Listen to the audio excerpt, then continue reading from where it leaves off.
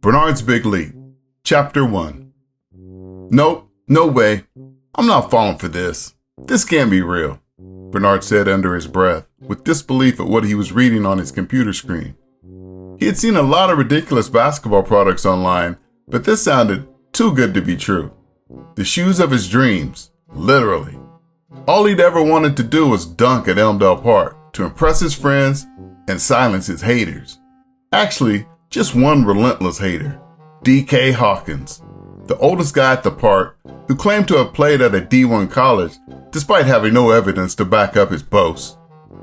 He always wore a reversible practice jersey to the park like it was a trophy. Some people say it was all a lie, but DK didn't care. He was the loudest guy on the court and no one dared challenge him.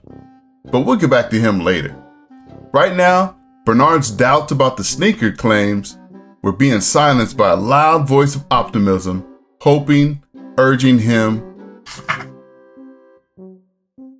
to continue reading. Hyperhops utilize a cutting-edge microjet propulsion system that harnesses energy from compact power cells that generate bursts of high-pressure air, allowing for rapid ascents. In other words, Hyperhops were basketball sneakers that would have you jumping out of the gym. The exact science behind them was a mystery, shrouded in secrecy, just like the many other strange products on sketchytech.com, an underground website Bernard visited often, hoping to find something to give his game an edge, just like the high-tech training basketball, the G5000, G5 for short, which had turned out to be more real than he'd ever imagined. When powered on, G5 never stopped talking. When not training with Bernard, he sometimes talked basketball all night and forgot to sleep. Bernard had already put G5 in sleep mode for the evening, hoping for some peace while he shopped, undistracted by G5's strong opinions. Plus, G5 might be angry that Hyperhops could instantly do what he couldn't, help Bernard achieve the one thing his game lacked, hops. Was it an unfair advantage? Maybe. But he was sick of being the only one of his friends who couldn't dunk. Eric, Maurice, Joyce, and Alex, each of them could slam dunk with ease. Bernard's father, Walter, poked his head in Bernard's bedroom door, catching him watching the loud and flashy explainer video for the sneakers. "What is that?" he frowned, eyeing the screen. "Oh no, not this website again." He shook his head with disapproval. "This website is the best kept secret on the internet, Dad." "It's gimmicky junk, Bernard," Walter argued. "Look, the tagline says it all. Tech so good it shouldn't exist. Besides that, you just got $100 shoes." "But these are better," Bernard replied, suddenly confident in the shoes' claims. "Better? If by better you mean unpredictable, then yeah. Remember that high-tech toaster you bought your mom and me last Christmas?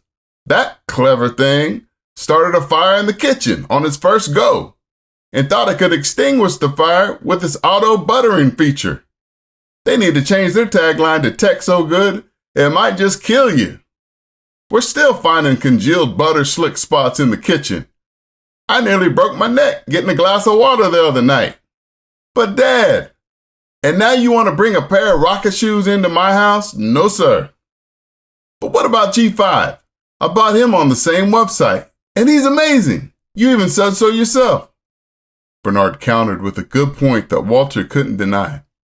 "Okay, if he's so amazing, wake him up and let's see what he thinks of these hippity hypes."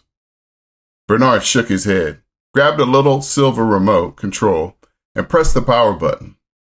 He grinned nervously as he heard the familiar whir of G5 powering on, hoping but unsure if he would back him up.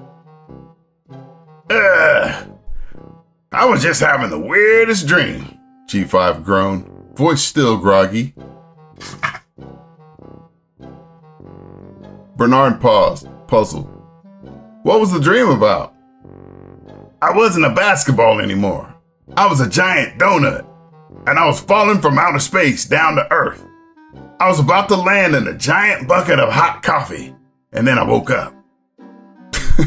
Nice, G5, Bernard giggled, rolling his eyes. Weirdo! What do you think that means? G5 asked, still pondering and staring into space.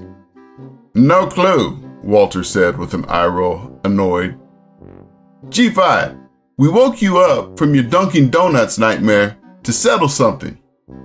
Dunkin' Donuts! Of course, that's it! Bernard, you're like Joseph from the Bible. G5, tell my dad these hyper-hop shoes are worth it. Bernard interrupted, eager to prove his point. Hyper-hops are the real deal. Developed by my creator at Fukuzawa Sports Equipment Institute. Designed for maximum vertical liftoff on the court.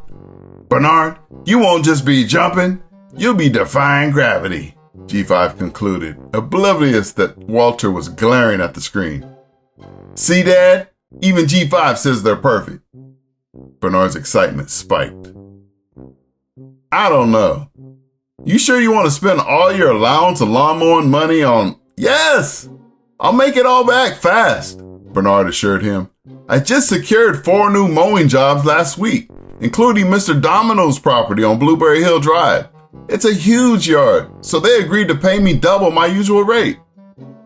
All right. But if your mother asks about these shoes, you're on your own. And don't come crying to me if they blow up on you. I won't, Dad, promise, Bernard grinned. And don't try wearing these in a real game either. I'm pretty sure it's illegal. Got it, Bernard said, giving G5 a nod. Good. And don't let anyone steal these shoes either, or I swear you'll be walking around this town sock-footed. Don't worry, Dad. They're hyper-hops. I won't let them out of my sight. Uh-huh. Famous last words, Walter said, shaking his head in disbelief. Fukuzawa don't miss, Walter, G5 chimed in. I'm living proof. Yeah, that's what I'm worried about, Walter mumbled as he left the doorway to Bernard's bedroom. Chapter 2. 2 days after Bernard's dad gave him the green light to purchase the hyper-hops, they were at his doorstep and now on his feet. The sneakers looked like a futuristic version of the black and red Air Jordan 1s, with sleeker features, a jagged-looking version of the swoosh resembling a lightning bolt, and a discreet little round dial with different settings written in Japanese characters on the back heel. Bernard pedaled his bike furiously, heading to the Elmdale Park courts with G5 tucked inside his backpack and ideas bouncing around in his head of all the impressive dunks he would showcase for his friends, who were in for a big surprise. When he arrived, the courts were already packed. All his friends from Elmdale and kids from rival schools were there for the best full-court pickup games around. It was like this every weekend, and Bernard was partly responsible. Bernard was just the new kid in town a couple of years ago. When Walter had moved their family back to Elmdale, his childhood hometown, after starting and building a successful construction business far from home. Walter decided it was time to return to his old stomping grounds and help rebuild his own community, especially the town's beloved but badly neglected Elmdale Park. And maybe even more importantly, he wanted Bernard to have a stronger connection to the rest of their family. But despite being new, Bernard's courage, love for the game, and help from his older cousin Maurice, who introduced him to the right players around town, led to the formation of an impromptu team that pulled off an unlikely upset, winning Elmdale's annual Summer Jam tournament for the first time in 20 years. The last time they'd won the country's biggest and best summer basketball event, hosted in Elmdale for nearly a century, was when Walter was Bernard's age and Elmdale was still a basketball powerhouse, before their 2-decade-long losing streak to rival town, Oakdale, began. The victory had reignited the town's love for basketball and put an end to plans to turn the park into a landfill. Instead, it had restored Elmdale's Park to its former glory, a haven for hoops, just like it had been when Walter had been a kid growing up there. Bernard was a small, yet mighty basketball player. He possessed an extraordinary mix of speed, smarts, skill, and heart. The only thing he believed his game needed was more hops to dunk. But that was suddenly no longer a problem, now that he had his hyper hops on his feet. "We got next," Bernard announced, while hastily parking his bike and placing G5 on the cold metal bleacher to watch him while he played. G5 recorded Bernard's play, analyzed his performance, and then provided a full report of what he needed to work on. Important stats and video clips were displayed on a small digital screen about the size of a phone on G5's front panel, temporarily replacing his usual animated face. Bernard's fellow Elmdale teammates were waiting restlessly in the bleachers for his arrival. Julius, a sharpshooting two-guard, Alex, the high-flying small forward, Bernard's big cousin Maurice, who played the power forward position, and Eric, the longest and lankiest at 6 feet 8 inches at center. "What's up, cousin?" Maurice called out with his hands in the air. "Where you been? We're waiting on you." "And what are those?" Eric asked, pointing at Bernard's hyper hops. "These are why I'm late," Bernard said excitedly with a giant grin as he plopped down on the bench between his friends. "I was waiting on my special new kicks to arrive in the mail." "Yo, those look sick, bro," Alex said, admiring them up close. "What brand are those?" Julius probed, while examining the shoe's futuristic details. "Is that Japanese lettering?" "They're called hyper hops, but they're not available in the stores," Bernard said proudly. "And yeah, it's Japanese, but I haven't figured out what the lettering says yet."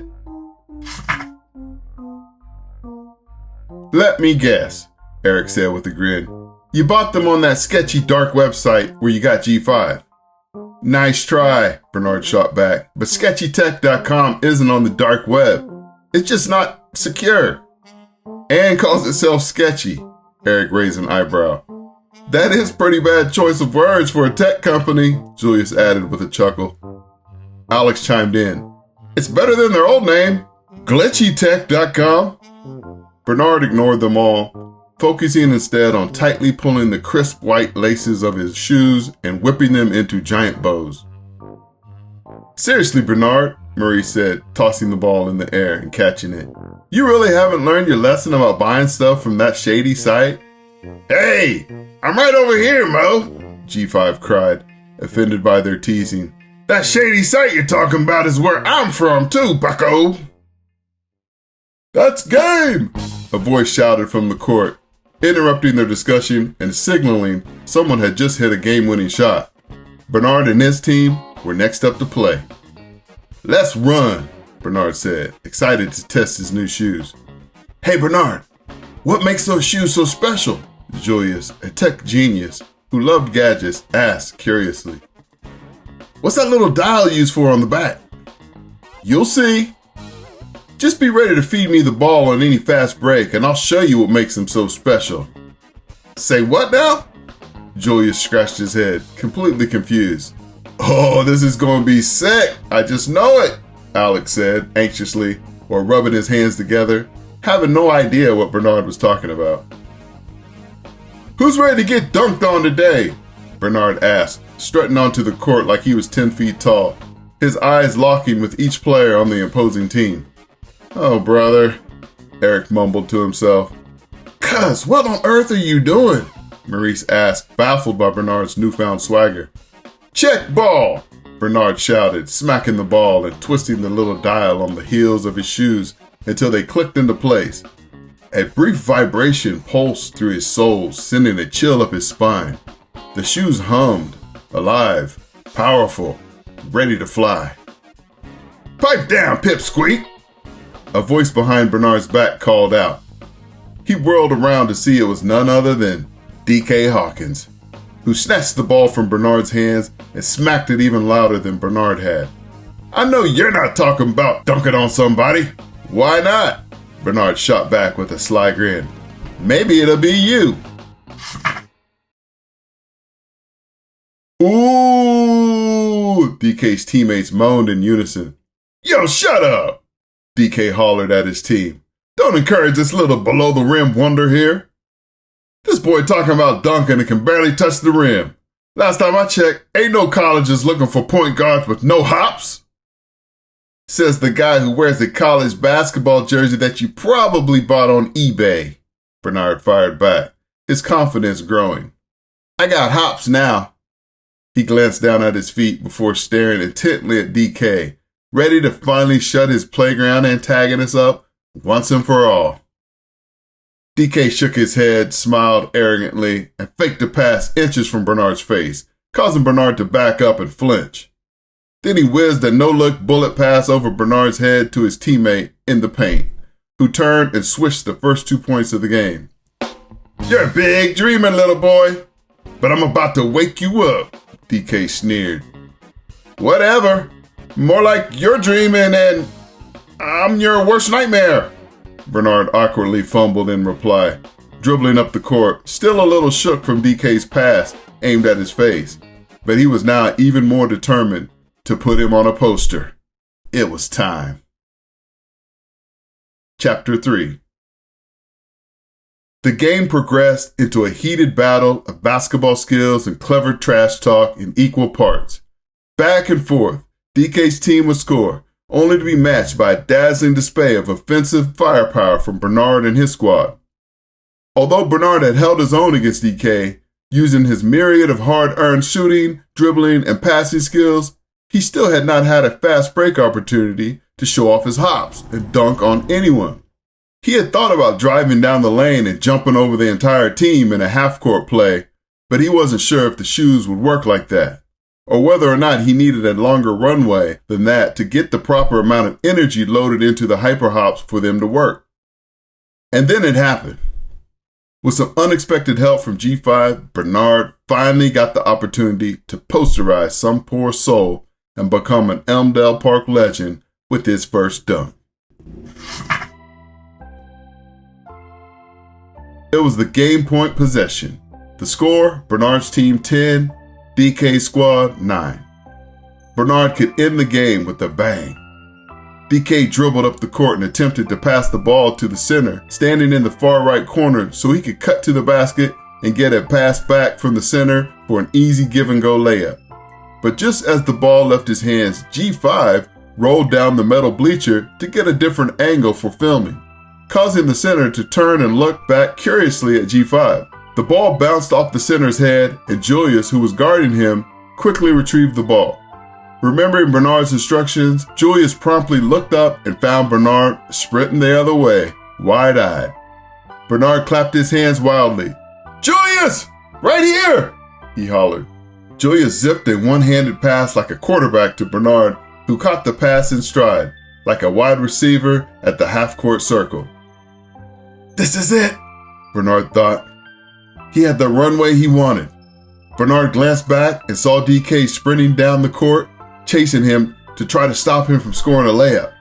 But little did DK know that Bernard, with every step, was loading up his feet with the energy he needed to perform the dunk of the century.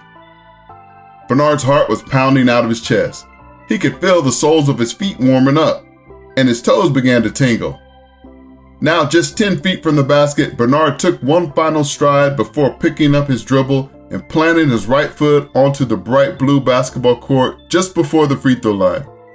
He could feel another powerful surge of energy pulse through his legs like an electrical current. DK, now a couple of steps behind Bernard, hollered, "I'm about to return that weak layup back to sender, pipsqueak!" Bernard ignored DK's threat, knowing he was too late. He took another long stride, forcefully drove his left foot firmly into the ground just above the dotted line in the lane, and leaped into the air with all the power his skinny leg could muster. What happened after that was indeed remarkable and never to be forgotten. A 5'3" Bernard Jones dunking a basketball on his notorious hater DK Hawkins would have been one of the greatest basketball stories of Elmdale history. But sadly, that part never happened. Instead, what took place was unexpected for Bernard, bizarre for those witnessing, and terrifying, again for Bernard. When he leaped into the air, the hyperhops took over. Doing their job all too well, they launched Bernard like a rocket ship with tremendous force, from the thrust of his high-tech sneakers' mysterious powers. With a trail of thick white smoke billowing from the bottoms of his feet, Bernard reached high enough above the rim to dunk almost instantly, but he kept elevating until his entire head, waist, and feet were suddenly above the rim. And he wasn't stopping. Bernard was soaring like a bird through the air, ascending higher and higher. Everyone on the court fearfully watched with bulging eyes, gasping remarks, and grunting sounds of disbelief. Screaming in terror, Bernard soared over the tall chain-link fence that wrapped around the outdoor basketball courts and sputtered over the Elmdale Park community building 50 yards away before starting his descent and finally, miraculously, landing uninjured with a massive splash in the deepest end of the Elmdale Park community swimming pool that was right next to the community building. Where Bernard landed in a cannonball plunge, there were several diving boards, low, medium, high, and you must be crazy, super high platform. So almost no one noticed Bernard crashing down from the heavens, except for the ones who did. A group of mischievous third-grade boys roughhousing in the deep end. From the dark, chlorine-treated depths, Bernard burst through the shimmering surface, gasping for air. His long, curly brown hair was flattened over his face, through burning, bloodshot eyes. He spotted 5 blurry, rambunctious boys bobbing in a circle around him, staring like he was from outer space.